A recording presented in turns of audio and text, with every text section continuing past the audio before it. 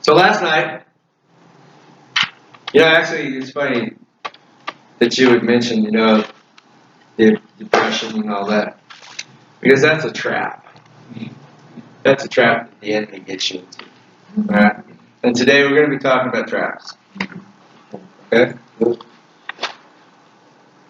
John chapter 8. Exciting. That's exciting.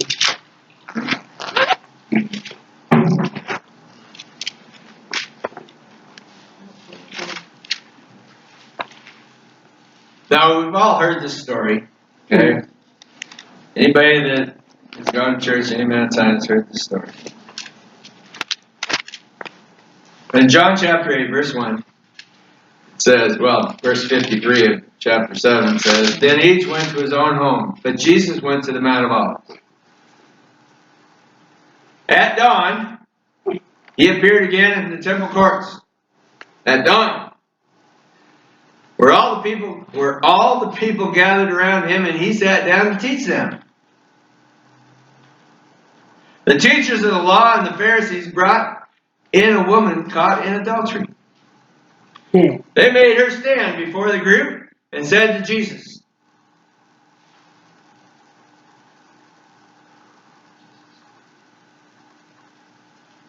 Teacher, this woman was caught in the act of adultery.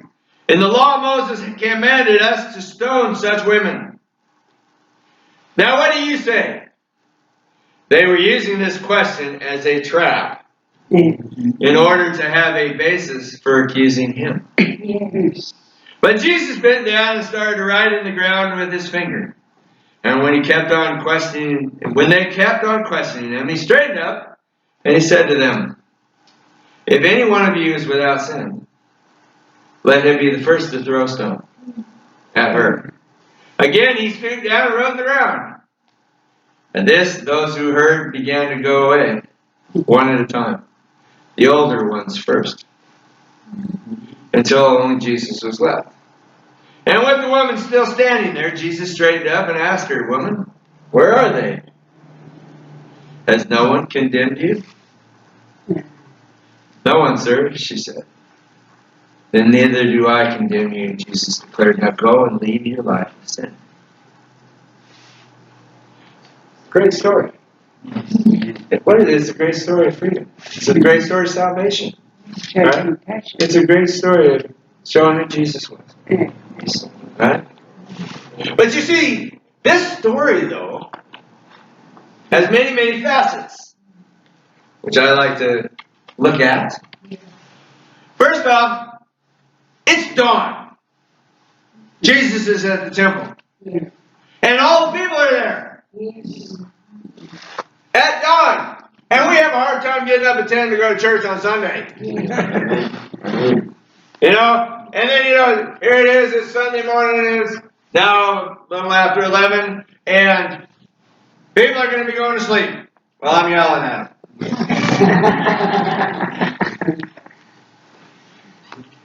But here they are. They are with the greatest teacher in the world, and I don't blame them, you can sleep with me, but don't sleep with him.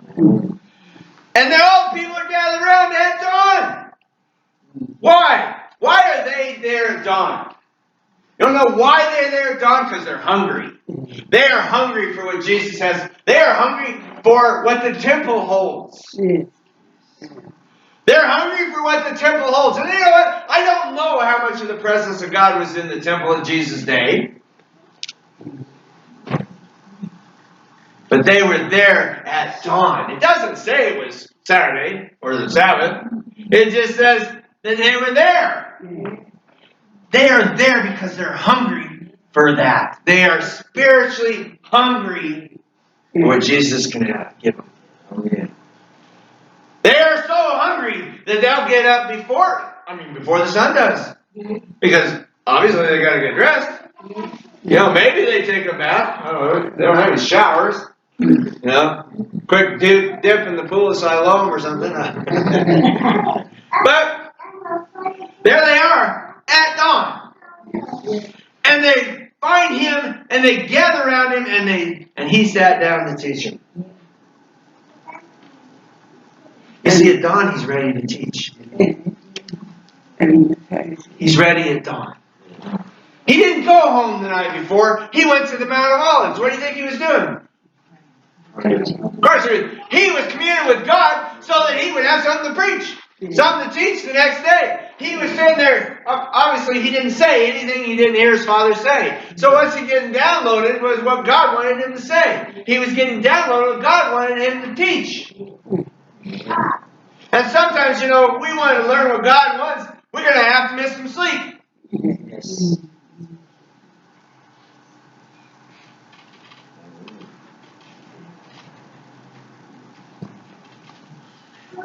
The teachers of the law and the Pharisees brought a woman caught in adultery. Okay, it's dawn. At least morning. He may have been teaching for a while, I don't know, but here they come. Can you just see the procession of all the righteous men? Got their chin out.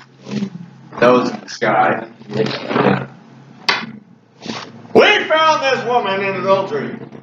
What were you doing? How did you find her in adultery? That kind of stuff usually happens behind closed doors. How did you find her in adultery? That'd be my first question. Yes. Right? How did you find her in adultery? Probably because one of them was the guy she was with. Because they only bring a woman. In Deuteronomy, where it says you can stone them, it says the pair. Yes. There's no guy mentioned here. Talk about sexist. Equal opportunity under the law, that kind of stuff. They made her stand before the group and said to Jesus, "Teacher, this woman was caught in the act of adultery. And they're willing to kill her. They are willing to kill her. Even though one of them is probably the guy she was with. Is willing to kill her. Something is really wrong in, what's the old saying? Something stinks in Denmark or something wrong. Something's rotten in Denmark. Right? Something is rotten in the temple.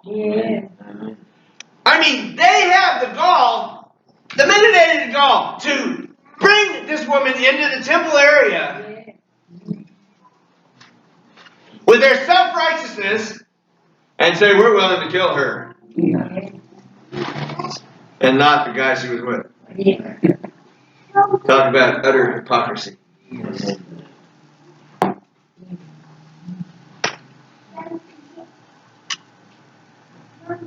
Willing to kill her, I can't believe it. But you see,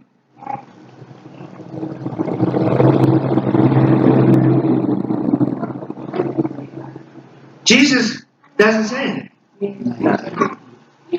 It says here they were using the question, what do you say about this Jesus, as a trap for Jesus? They're trying to trap Jesus. Why are they trying to trap him? Because they're trying to trap him in the law. Right? Because if he goes against the law, then all the stuff he says is wrong. So here it is. They're trying to trap Jesus with a question, trying to catch him in a trap against the law. But you know what he does? He's sitting there drawing in the sand. I've heard many people, say, I think he was probably, writing all the sins down that everybody had, But I think he probably was writing the one name that was missing. The guy. I think he's probably writing his name down in the sand. Alright? But, what do you say? And then they kept questioning him. They kept badgering him. He hadn't answered yet. They kept badgering him, right? And then he stands up and he says this. If any one of you is without sin, cast the first stone. What's he doing? He's saying, you are judging people by a standard you don't live by. You're judging people by a standard you don't live by. And if you do that, it is utter hypocrisy. Now, when Jesus was giving the Sermon on the Mount, we all know the Sermon on the Mount. He's talking about, don't judge other people unless you judge them to the level you're going to live by. Basically, that's what it says. That's my paraphrase. King James, I think, says, judge not lest ye be judged. And everybody's going, well, I guess we're not supposed to judge. No, it says, judge by the level you're willing to live by. Then he says, if you cast your pearls before swine. And you're going, what? How does this have to do anything with judgment? But what's your pearls? It's your judgment. And what is swine? Swine's the world. What happens if you cast your pearls before swine? They trample them in the dirt, and then they come and devour you. Yes. Well, what do you think has happened to the alternative lifestyle people in the church? They've been judged, and they have been judged. And what do they do with the judgment? They trample it in the dirt, and then they come and devour you. That's exactly what's happened. So here he is. He's saying, you want to judge this woman, that's fine. But you do the same thing. You do the same thing. He said, but you see the thing about it, getting back to how did they know she was in adultery? Unless they put her up to it. They put her up to it. They actually knew she would do it. They knew she would do it. And so they were planning to trap Jesus the whole time. They're just using her. Yes. All right? And she is of such little value to them, they're willing to kill her for something they asked her to do. Talk about the epitome of hypocrisy. They probably put her up to it. You ever heard of things called the familiar spirits? They know what you like to do. They know your little Achilles heel,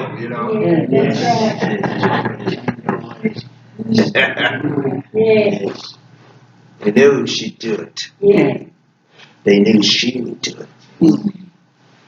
And so they put her up to it. So they could trap him.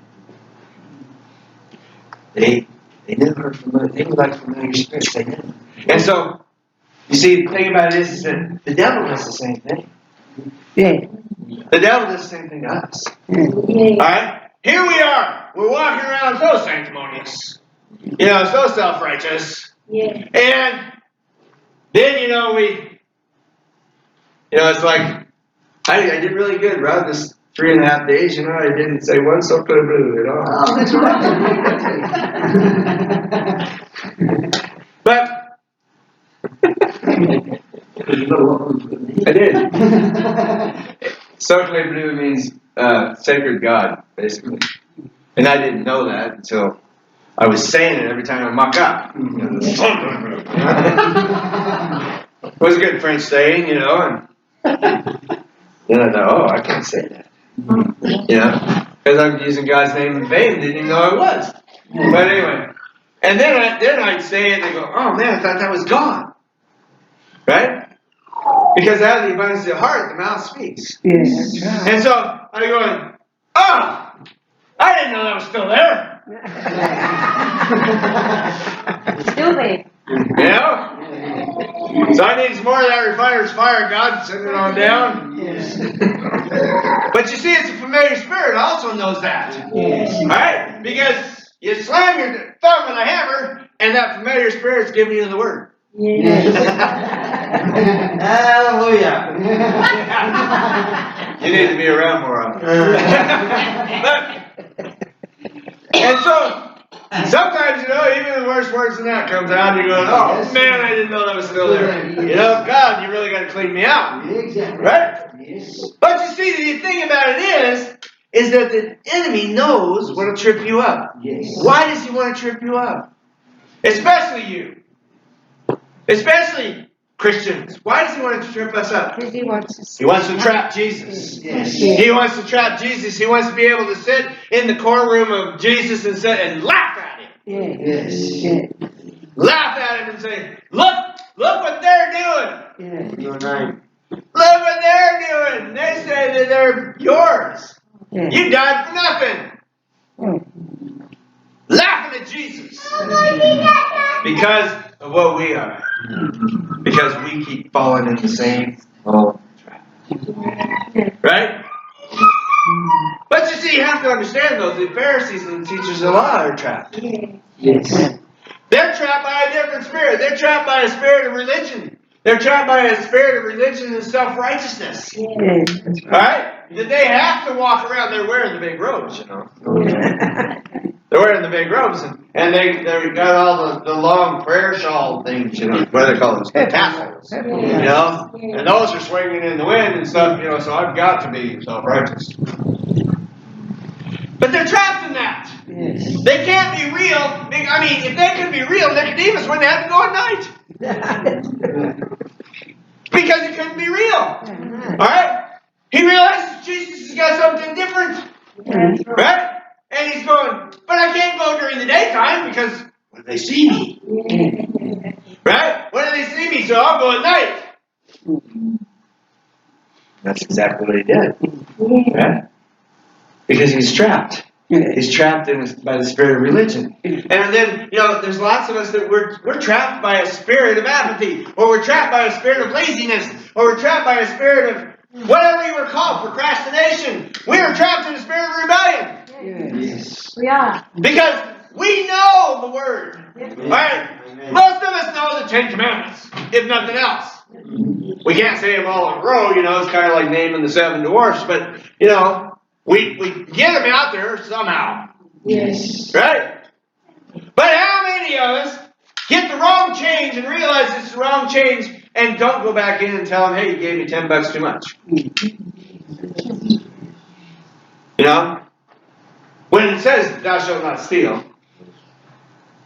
Or how many of us, you know, when Jesus said, you know, if you hate somebody, you might as well kill them. Yes. You know? The word says, thou shalt not murder, but I say if you hate somebody in your heart, you're guilty of the same thing. Well, you know, how many of us have hate that we've harbored? Right? It's a trap. It's a trap of rebellion, even though we know the word. Yes. Alright? Rebellion is a spirit. But the thing about it is that we're supposed to make every effort not to rebel. But Jesus gives us a way out of traps. He sits down and he writes in the sand. You know, I think one of the things that when he's sitting there writing in the sand, you know what I think he's doing? He's giving them the opportunity to back down. He's giving them the opportunity to realize the hypocrisy that they're in. Giving them, you know, maybe he was right in their sins. Give them the opportunity to say, you know what, we're wrong. Giving them a way out. Alright? And so, you know, yeah. And so, here he is, you know, and so he comes up with the perfect line. Well, if you have no sin, go ahead and cast the first stone. Let's see how good judges you really are. Alright? That's convicting. Well, there's nobody without sin. And they all know that. And if they were to throw a stone at her at that point, then everybody would really see their hypocrisy. It would be out in the open. Most hypocrisy is done best in the dark. Right? Most hypocrisy is done best in the dark. And now, if I throw a stone now, everybody's going to know I'm a hypocrite. Right? And so it goes... And it's really, you know, obviously the older leave first. Why? Because they have more chances to sin. They've got more piled up. You know? Hopefully, you know, at the white throne judgment, I'm not behind somebody with 110, you know, and they have to go through their whole life. It's like, oh man, this is going to take forever.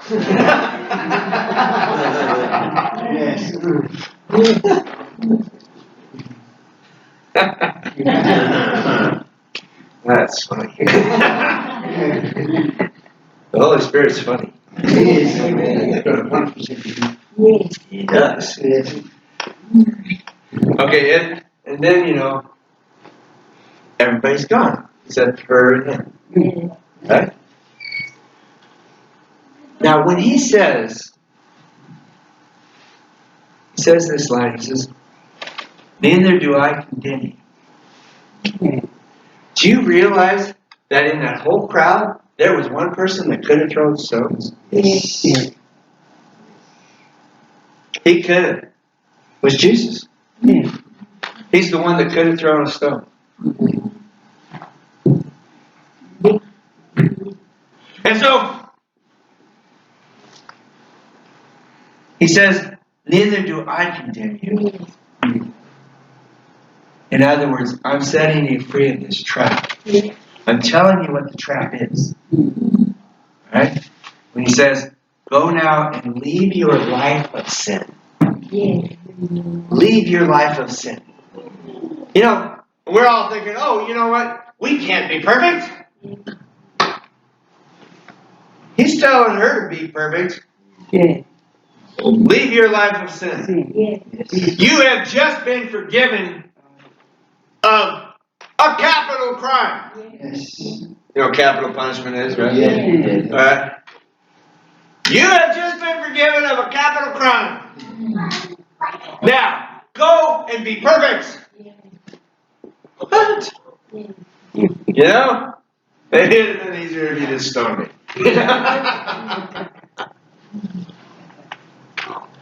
But you see, the thing about it is, it does say there, be perfect because I am perfect. Be holy because I am holy. It says, you can't see the Father in the shadow. We can't see Him in this world.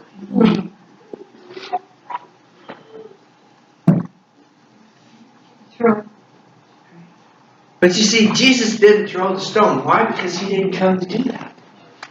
Why did Jesus come down?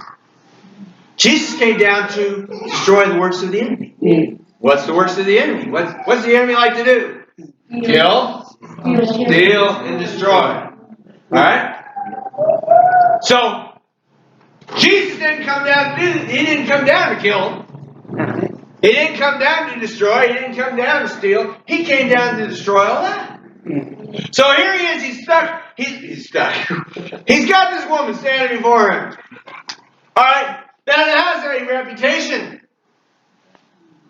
She has a reputation, or she wouldn't have been in this mess. Right? She has a reputation. And here he is. There's nobody around. Okay? You got to think about that. There's nobody around. All the people that had gathered are gone. Right? All the people. I think I'd have stuck around and see. Even if I wasn't going to stone her. I'd have stuck around and see what was going to go on. I mean, it's kind of like when Kim was in China, Chinese didn't have a whole lot of entertainment. And the restaurants, they were preparing a dog for the meal. Right? And how old's Ben? 3 or 4? Right? And she was trying to hide Ben from seeing what they were doing. But there was such a crowd seeing what they were doing. They weren't killing the dog. The crowd wasn't. They was watching. Well, I think I'd have probably just stuck around and watched. Let's see what's going to happen. I'm a little bit curious. Obviously, nobody's going to throw a stone as soon as he says that. Right? Nobody's going to do it, so I'm going to see, well, what happens next? Wouldn't you? I mean, this is like, a movie. What's he going to do with her? All right? Here's Jesus, and he's probably got a reputation too. Right? What's he going to do with her? So here he is, the only one has a right to throw a stone. The only one has a right to kill her, because he hadn't sinned. Right? What's he going to do? Is he going to keep the law?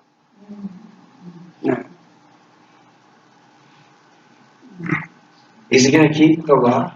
Or is he going to send her away? Well, he sends her away. He said, But he sends her away with a command. He sends her away with a command. Leave your life of sin. Because your life of sin is a trap. okay. Your life of sin is a trap. You see, it's not. I don't like to say big sins and little sins. I love these people. I just told a little white lie. And they stole $1,000. But in God's eyes, we're all the same. Exactly. Right? And so, but you see, each one of us has something that trips us up. Something, it's the cheese in the trap, Yes, exactly. And the enemy's just sitting there going, the spring's just quivering. It's just quivering. Go ahead, take that cheese. Come on.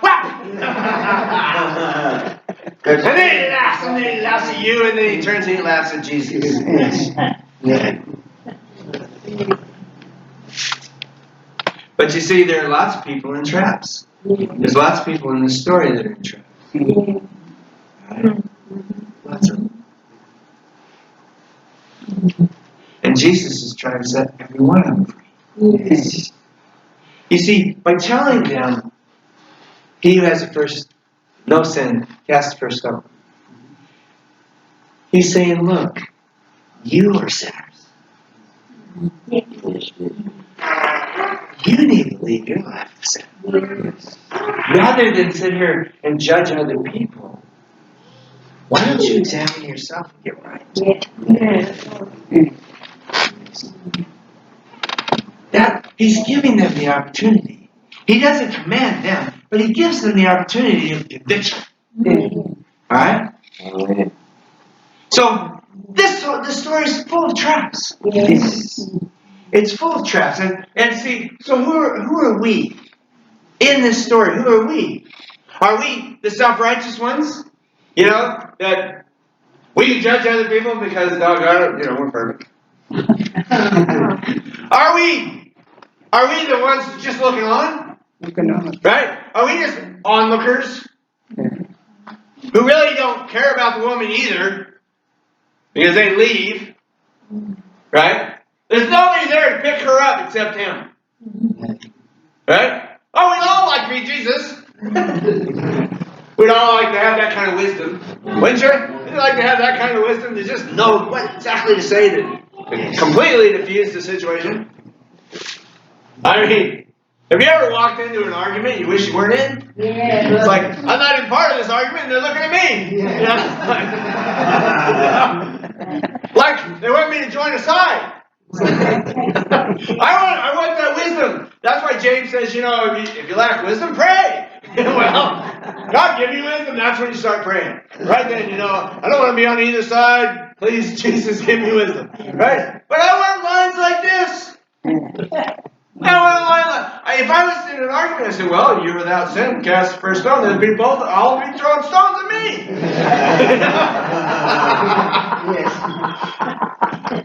But we need wisdom. Right? We need wisdom.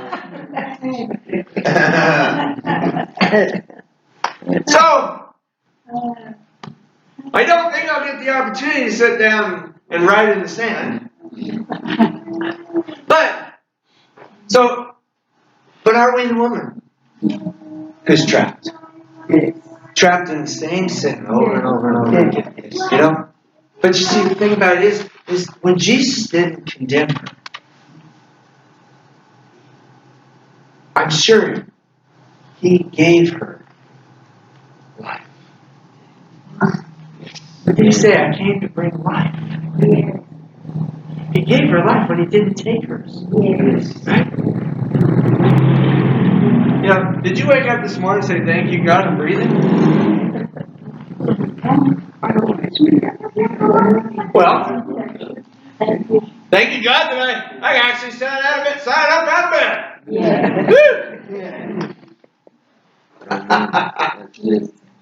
But you see, the enemy wants to trap us all, and he doesn't care the trap. All the traps are the same to him. Okay, because he has one thing and one thing only. He wants to take God's honor, and he wants to laugh at you. He wants to kill, steal, and destroy from you. He wants to kill, steal, and destroy from Jesus. That's his plan. He wants to steal all God's honor. You know, when he sat up and he says, I think I'll sit in your throne, God. He dishonored God right in front of his face. He dishonored God in his own home.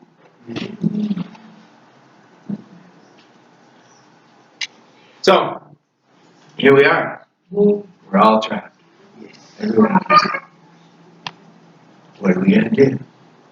You see, that's the whole thing. What are we going to do? Are we going to sit here and we're going to have to go through the trial? Are we going to have to get to the end of the trial and wait for the verdict? You see, that's what lots of people do. Well, you know what? I know I'm not guilty, but I'm going to plead not guilty anyway. Because you never know. 12 people might agree with me.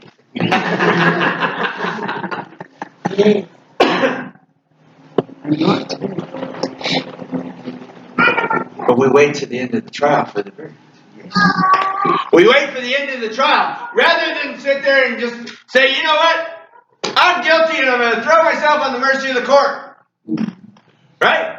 Throw myself on the mercy of the court because that's all I can do because I've been trapped all my life.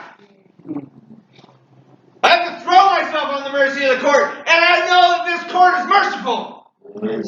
It's very merciful.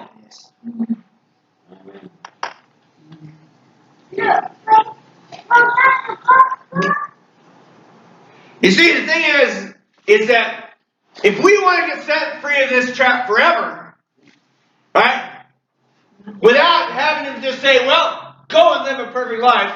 I'm not condemning you today. Go live a perfect life. That'd be kind of tough to walk out of here and go, I can't talk. I have to close my eyes and I have to close my ears. That's the only way I can be perfect. Guys, if I can't see somebody and get mad at him, I can't hear him get mad at him, and I won't speak because I know something's going to come out wrong. I have to be the deaf, dumb, and blind kid that's walking down the street.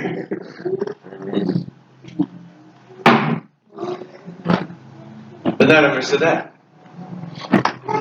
None of us are that. So what do we need? Alright? We need to have something inside of us changed. Alright? Look. Why do you put, well, you know what? I put peanut butter on my mouse traps. It works better. Yeah. But what inside that mouse is saying, peanut butter? I don't care what it's in. Just peanut butter. Hey, look, I think that's peanut butter. And all he sees is peanut butter. He doesn't see the quivering wire thing, or the little black plastic things going back and snap on him. No, all he sees is peanut butter. And that's what we are. We're just thinking little mice going, peanut butter. Peanut butter.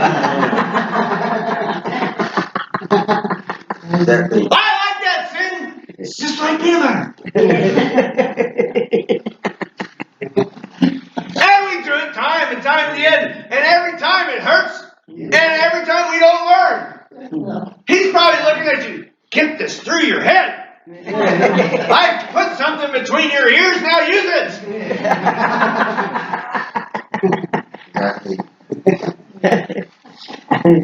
I had a friend, in high school, he says, when they're handing out brains, I thought he said trains, and I asked for a slow one.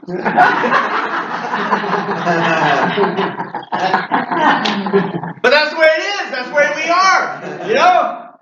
We just see peanut butter, and we're going after it. And the devil's going, good, come on. I need a good laugh today. Let's see, can I get Carol to do it? Yeah? I'm allergic to peanuts. Oh, well. Whatever it is, Carol. Chocolate cake. Oh, yeah. But anyway, He knows what to put on your trap. Alright? He knows what you like to do that you know is wrong. He knows what you'll do in a situation when you don't want to tell the truth. Because you don't want to hurt anybody. I hate that. Or I'm just going to tell them half of it. I'll just tell them half of it because I don't want them to know the other half. The other half we keep behind closed doors. Well, that other half's your peanut butter. It's your chocolate cake or whatever you want to put on there. Because you think it's easier. But if you tell one lie, you got to tell another to cover it, and then another. Pretty soon, you got to remember everything that you've said. Mark Twain, I think it was Mark Twain, said, you know what? If you tell the truth, you don't have to have a good memory. That's right. Exactly right. Yes.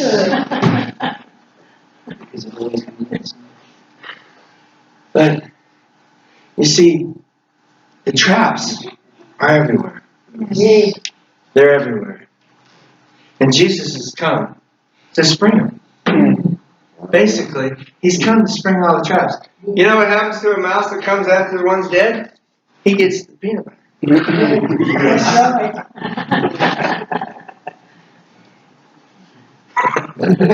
Well, did you ever wonder why the peanut butter's gone when the mouse is dead? He didn't sit there and eat the whole thing.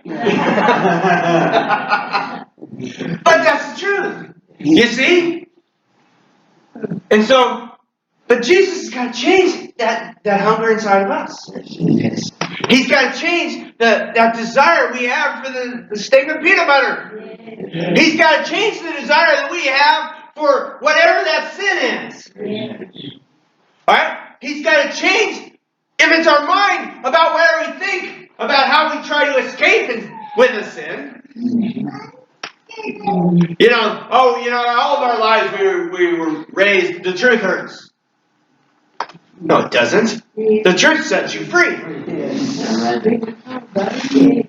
I remember George Washington, he cut down his father's cherry tree. Right?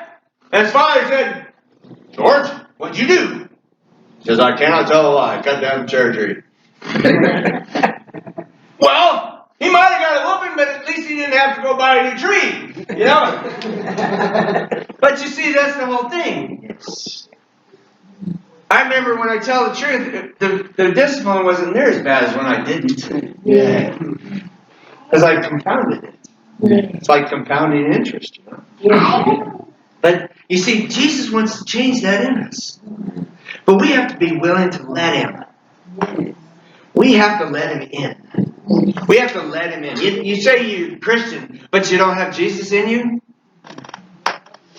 You see, lots of people say they're Christians, but they certainly aren't living like Jesus is in them. So we have to let him move in. Not just kind of shake hands. Hey, how you doing? Sure nice to have you as a friend. Oh, what a friend I have in Jesus. Friend? No, I need him to run my life. I need him to run my life. But the problem is that I have to let him in, and then I have to get off the throne. Yes. Yes. The best story I heard about that, was about a guy that wanted, he wanted all the power of the Holy Spirit. And the preacher, saying, well, you know what? You're kind of like the guy driving a big old Cadillac. You guys have Cadillacs there? What was your big boat car you had? But anyway, fancy old, what? Fairlane, okay, your big old Fairlane in the 50s, the fins on the back and everything, right? And you pull up to the gas station, yeah? And the Holy Spirit, premium, 99 per octane, right? They say, fill it up with the best you got. But you know what? He says to that guy, he says, no, you need to get in the back seat and let Jesus drive. And he goes, oh no, that's not good enough. What you need to do is take the keys, unlock the trunk, get in the trunk, hand the keys to Jesus, and say, shut the trunk and you go over wherever you want to go. But that's the way we need to do it.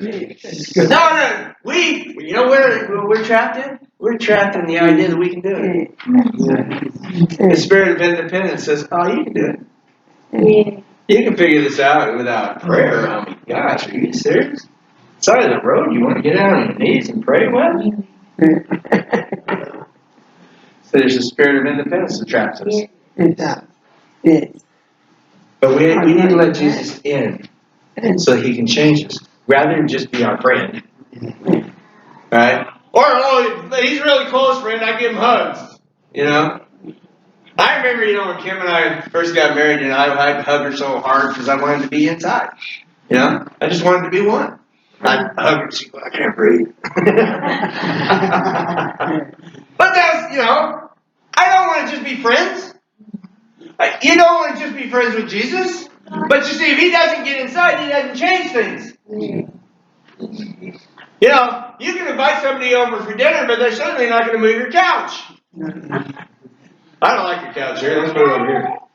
You'd be saying, you're not my friend anymore. Bye. Right? But here's Jesus. He comes in, Once he comes in, he's taking over. Yes.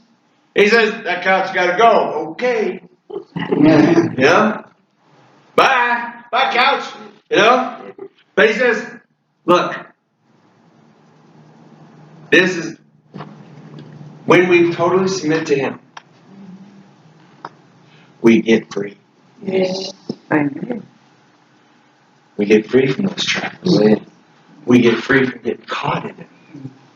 Because he's going to go, that peanut butter is a trap. He's going to say, why don't you look around that peanut butter?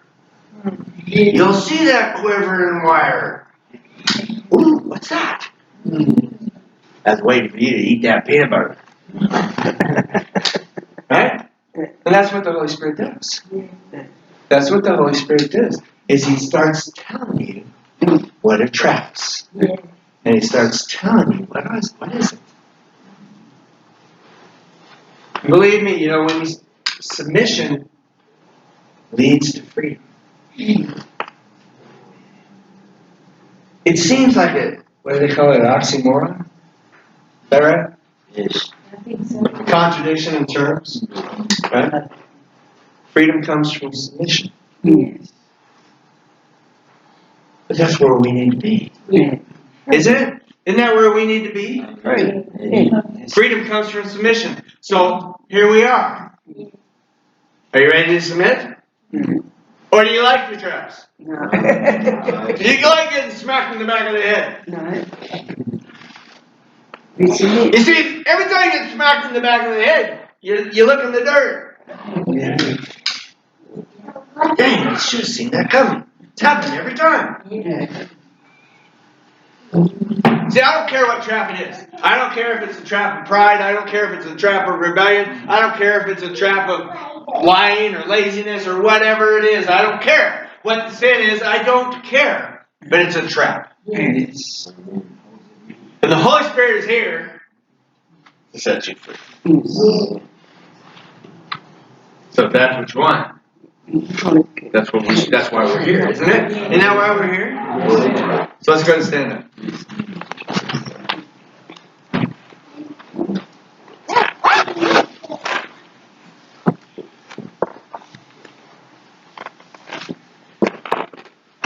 I hope you don't mind, sometimes you just get silly, but the point gets across.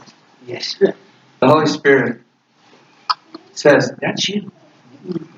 That's you. Not one of us is walking on water. Not one of us is walking on water. And not one of us is so far under Jesus can't pull us out. Right? See, that's the other thing, we think when we really muck up, oh, I'm so far Jesus can't help me. But that's a lie too. Right? That's just the devil laughing about it.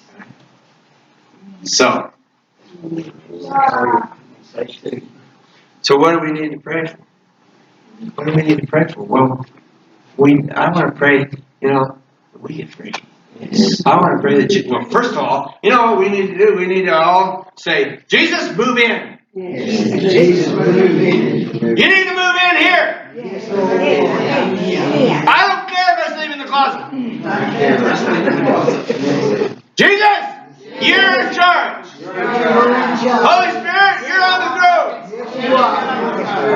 I'll sweep the floor and clean the toilets. Thank you. You're in charge. You're in charge. Now, if you convinced him of that, Yeah. he'll more than happily move in. Yes. Yes. You are. Yes, oh Lord, you are in charge. So, Father, you are so good and so great and so mighty, and you are so faithful and you are so compassionate. Yes, oh Lord. We're all guilty. Yes. We're all guilty, Lord. We are all guilty. We all have our bait that we fall for. Every one of us has the bait that we fall for. Yes, oh Lord. So, Father, I'm asking you right now to illuminate our hunger for that bait. I'm asking you right now to illuminate it, Father, so that your Holy Spirit can get rid of it. Father, right now, come and destroy that. Destroy it in us. Destroy it in us. Because we know what you're going to say. We know you're going to say, now go and leave your life of sin, and we got to be able to. We need you to help us do that. We need you to move in. We need you to move in now. Now. In Jesus' name. Now.